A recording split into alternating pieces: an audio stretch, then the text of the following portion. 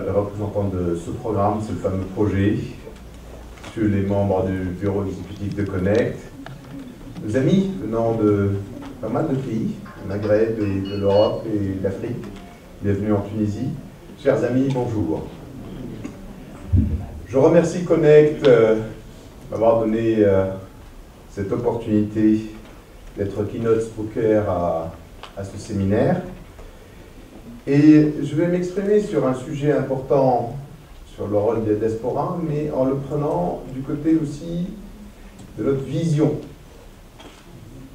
ma vision, sur l'économie tunisienne et du tournant que nous sommes en train de vivre aujourd'hui. Ce archive m'a permis d'être assez franc et direct. Vous allez entendre pas mal de critiques de l'existant et surtout, en fait, des perspectives d'avenir. Alors, pour commencer et être franc et direct, justement, je considère que notre économie est un peu encore dans un autre temps. Nous sommes dans une économie trop, et le terme est mesuré, protectionniste aujourd'hui en Tunisie. Qu'à la dépendance, et pas mal d'années après l'indépendance, que l'État ait été dirigiste, initiateur, créateur, sur le plan public, voire même lanceur d'un secteur privé qui s'est bien développé, c'est tout à fait normal, et c'était même une tendance générale dans la région à cette époque-là. Que depuis 10 ans, alors que tous les pays ayant su profiter de la mondialisation en vue leur croissance s'accélérer, résoudre leurs problèmes démographiques en termes d'emploi et opportunités d'emploi, et certains ne sont pas très loin de la Tunisie, mais nous, on s'est encore plus engouffré dans le protectionnisme. On a soigné les apparences, mais au fond, on n'a pas libéré notre économie. Alors, ceci peut s'expliquer aussi par le système politique qui était en place. Un système autocrate, un système dirigiste, préfère le protectionnisme pour pouvoir installer la kleptocratie que nous avons vécue en Tunisie pendant de longues années. Cependant, le système a chuté. L'une des raisons de la chute est la politique économique et le modèle de développement qui a été conduit pendant les dernières années. Alors, le régime est tombé et nous avons fait le choix de repartir à zéro. Repartir à zéro sur le plan institutionnel. Nous avons fait le choix de réécrire une constitution. Et la constitution a été réécrite, elle a fait preuve d'un consensus. À la fin, salué par le monde entier, nous avons pu nous sortir des questions considérées légitimes. Qui sommes-nous? Vers quel modèle de société voulons-nous aller? En fait, des questions qui se sont posées à travers les tournants qu'a vécu la Tunisie dans l'histoire. Les questions se sont posées au XIXe siècle, se sont posées au moment de l'indépendance. Ça a ressorti, bien sûr, quand les libertés ont été là après le 14 janvier. Mais, fort heureusement, on pense, suite à ces dernières élections, que nous allons dans le bon sens. Et Inch'Allah, on va faire qu'aller de là. Et qu'on ne va pas revenir en arrière. Ce train, la modernité finalement, qu'a pris la Tunisie depuis bien longtemps, a laissé un peu trop de citoyens sur le quai. Nous avons désormais une liberté d'expression, des médias libres, une justice lente, manquant de moyens, mais on va dire qu'on va aller dans le bon sens, indépendante. On espère qu'elle le sera de plus en plus. Prendre des précautions. Une carte politique qui évolue vite. Et des élections libres. On a eu 3 élections libres déjà. On s'apprête à avoir 4e. En moins de 4 ans. En 3 mois. Mais c'est très bien. Donc, que reste-t-il à libérer, messieurs, dames? L'économie. Il est grand temps de libérer notre économie. La libérer de quoi? De ce que j'appelle le joug protectionniste. Les barrières à l'entrepreneuriat sont encore nombreuses, malheureusement, en Tunisie. Elles doivent être éboulies. Les procédures doivent être simplifiées. Les énergies doivent être libérées. Comment? Parce que tout ça... Comment? Parce que c'est vrai qu'on a une économie qui n'est pas libre du tout.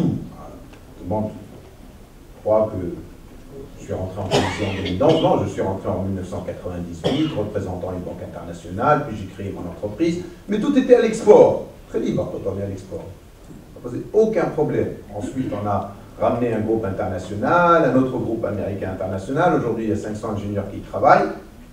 L'économie était libre. Plus quand elle est à l'export quand même. Hein.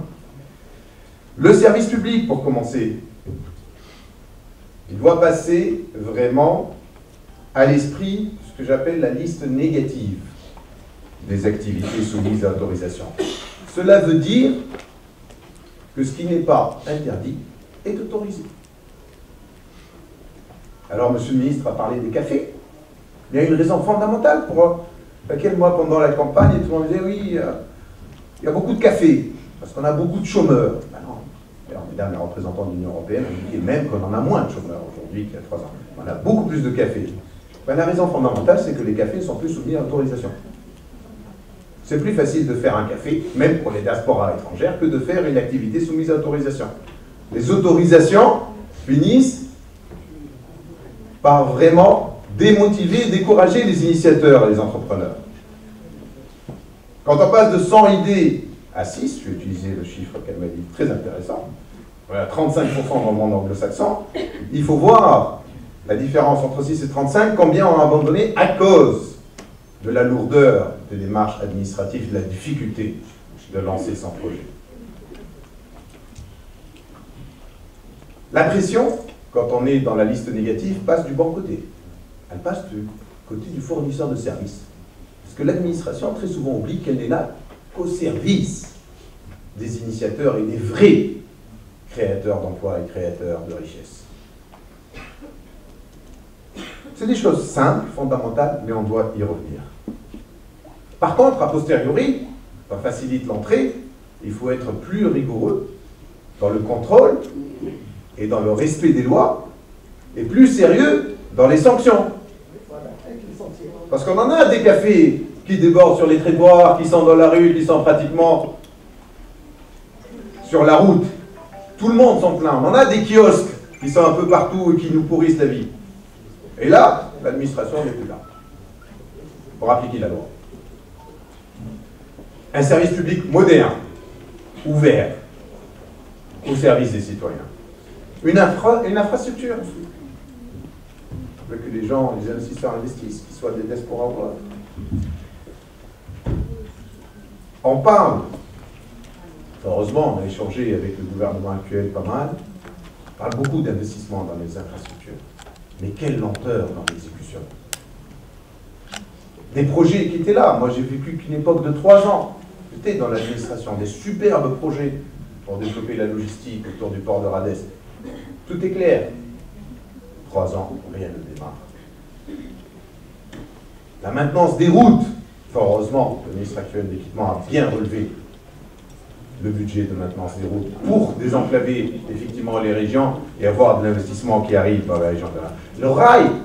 Le rail en Tunisie, parle de développement durable. Et ça, effectivement, toute la diaspora qui vit à l'étranger, qui connaît l'importance du rail pour développer l'économie et pour le mouvement de la matière et des hommes. Le rail, 10% uniquement du rail tunisien est à double voie. J'aimerais bien aller à Matéia en prenant le train. Ça prend trop de temps. Alors, les réserves foncières pour les zones logistiques. La logistique est un critère important de compétitivité d'une économie. Existe, les études sont là, parce que l'administration est extraordinaire. Elle a toutes les études, je l'ai vécu, et pour cela, il n'y a aucun problème de compétence. C'est ensuite la question de décision politique, d'orientation et de vitesse d'exécution. Alors, les raisons sont nombreuses. Pourquoi ces 3 ans ont été difficiles? Instabilité politique, on va tout mettre sur le dos, évidemment, du service public. C'est une instabilité politique, mais pas que cela. Volonté, un courage de décision, et parfois, et on l'a vécu, surtout les deux, je dirais, années suivant les élections, de l'incompétence au niveau de l'exécutif. Et ça, on ne doit plus le vivre. On ne doit plus vivre l'incompétence au niveau de l'exécutif. L'éducation, parce que pareil, moi je l'ai vécu quand je suis rentré. Je recrutais des informaticiens et on avait affaire à toutes les écoles d'informatique. La différence entre les 30 premiers ingénieurs de l'École nationale supérieure d'informatique et les 30 derniers, on dirait qu'on n'est pas dans le même pays. On n'est pas dans le même pays. Au bout de 2 ans, on comprend qu'il ne faut plus qu'on ait affaire que 30 ou 53 000. Donc cette orientation d'un enseignement supérieur de masse qui délivre des diplômes qui pour certains n'ont vraiment pas la valeur du diplôme, il faut aller vers une éducation de la compétence. L'offre aussi ne va pas être orientée que sur les ingénieurs. Les industriels aujourd'hui souffrent du manque de techniciens, du manque d'ouvriers qualifiés, la formation professionnelle, l'apprentissage. Tous les pays qui réussissent industriellement investissent beaucoup sur la formation professionnelle et l'apprentissage. On a énormément de réformes à opérer dans le système éducatif tunisien. La diaspora tunisienne, alors tous les chiffres ont été donnés, 1,2 million, 85% en Europe, 40% d'ouvriers pour les actifs, 20% d'étudiants universitaires, 11-12% de cadres et de professions libérales. Alors, je dis redit, qui représente une source de devises très importante, 23, 25, 29, beaucoup de chiffres en termes de transfert.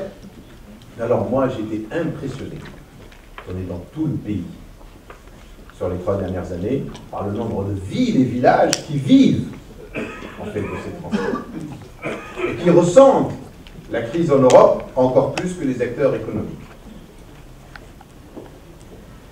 Alors, avant de parler de leur rôle en tant qu'acteurs, il va falloir peut-être s'occuper de bien les traiter, en tant que pays, à cette fois. Le lien des Tunisiens à l'étranger est extraordinaire avec leur pays. D'ailleurs, je ne l'ai jamais bien compris.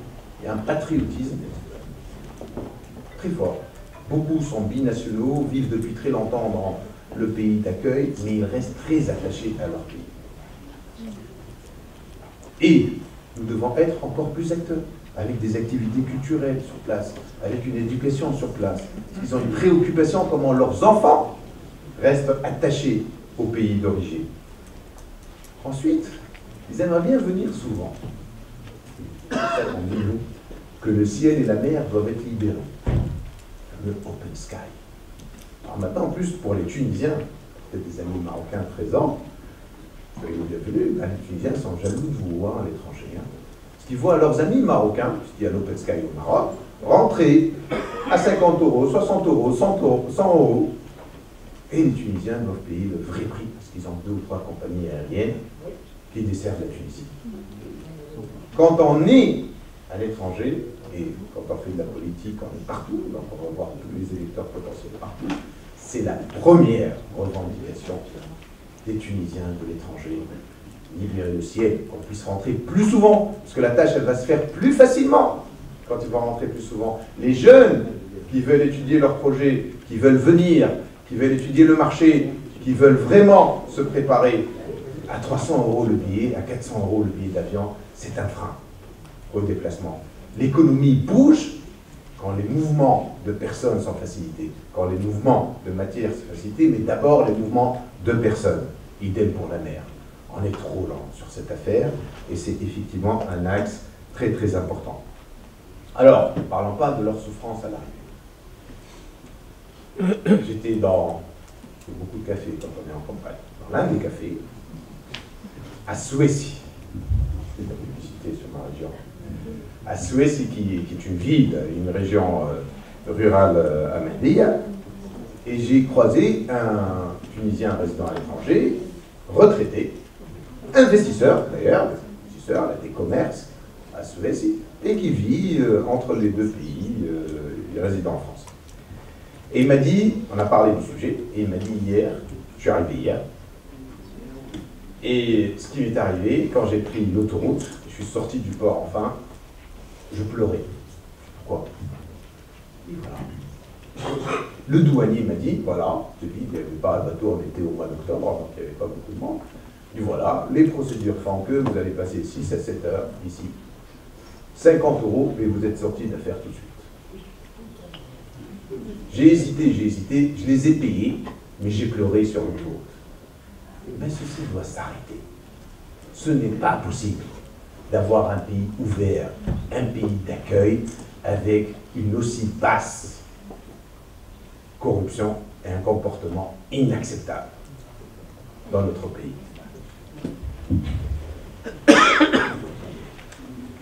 Le pays doit s'ouvrir sur le monde encore plus. Et la diaspora va aider dans ce sens. Alors le pays est ouvert naturellement par son emplacement. Il l'a toujours été. Cet emplacement est un atout, l'histoire le prouve. Que d'empires commerciaux se sont installés en Tunisie.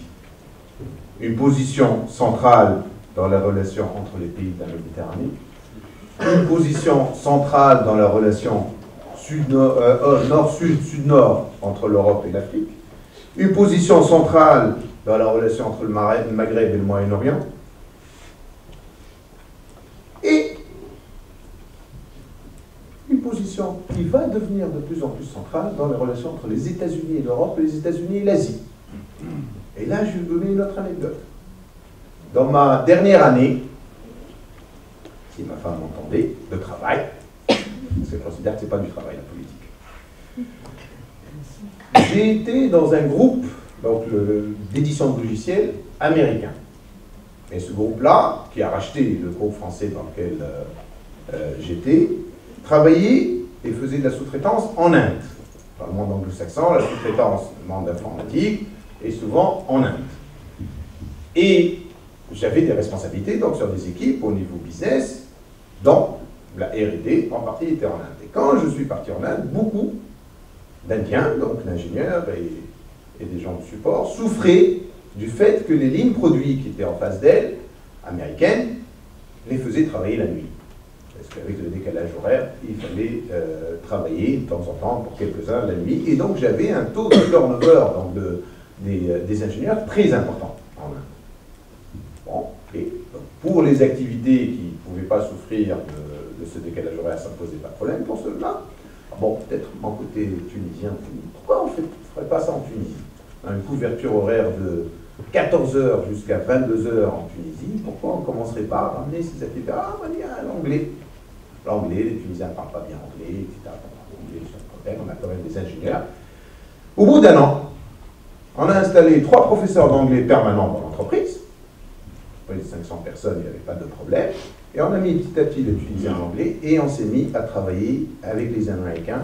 Et après, on ne parle des ils ont continué. On travaille énormément chez Sainte-Garde, l'entreprise américaine, avec les États-Unis. Donc on voit dans l'avenir aussi la relation avec l'un des plus grands, si ce n'est le plus grand marché du monde, parce qu'on est toujours, évidemment, par notre proximité, notre premier partenaire, c'est l'Europe, mais il va falloir développer des relations avec les États-Unis.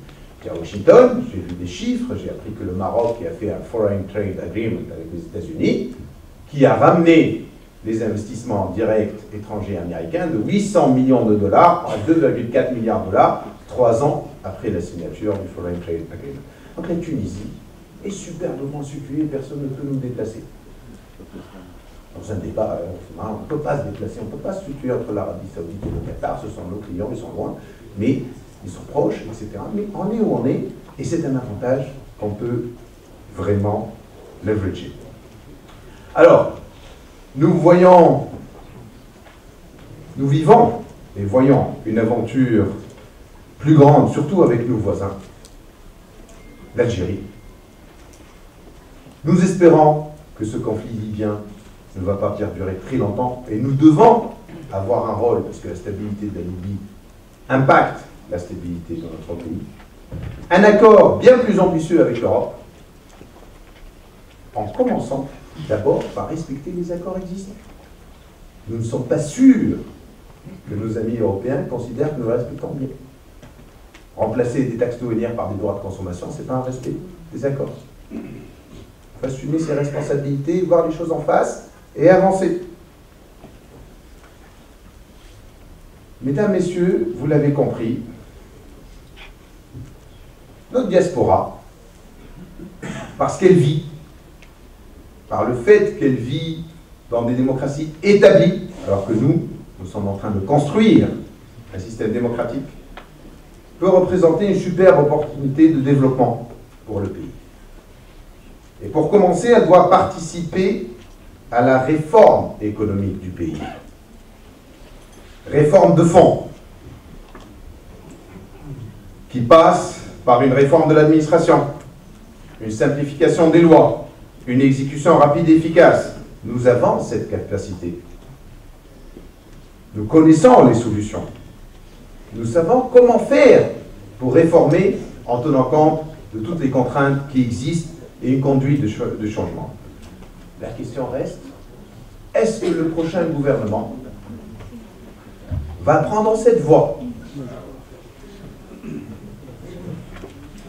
Va-t-il avoir la volonté pour bouger et libérer cette économie?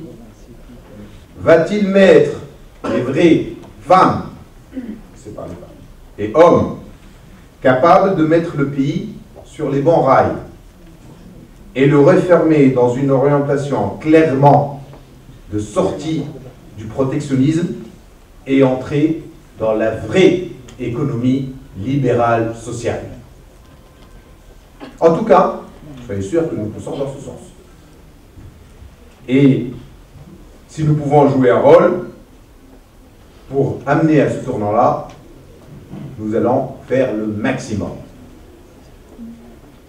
Et ce genre de programme de valorisation de cette diaspora, de valorisation de ces échanges, ne peut qu'encourager notre pays à aller dans ce sens.